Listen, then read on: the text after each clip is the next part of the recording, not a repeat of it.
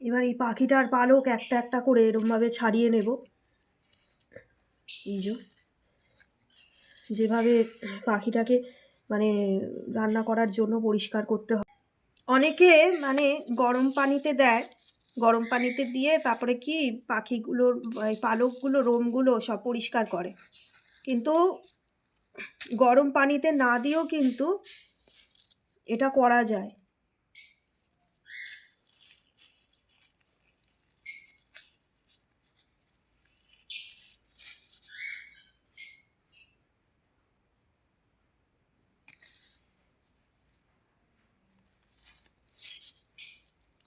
এইভাবে ছিঁড়ে পরিষ্কার করা যেতে পারে।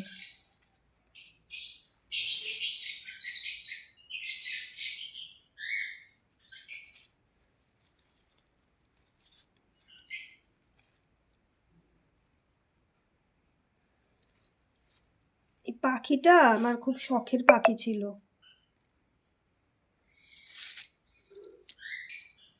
হাতে করে নিয়ে অনেক ঘুরেছি।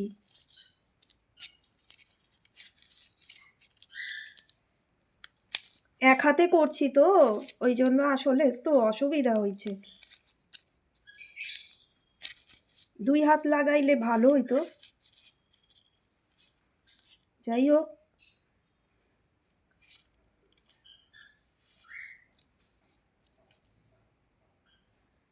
এই দেখুন খুব সহজে কিন্তু এর গা থেকে এই দেখেন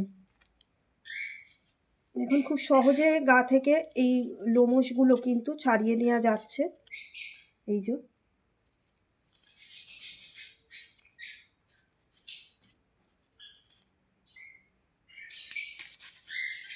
এই যে খুব সহজেই লোমশগুলোকে ছাড়িয়ে নেওয়া যাচ্ছে এইভাবে।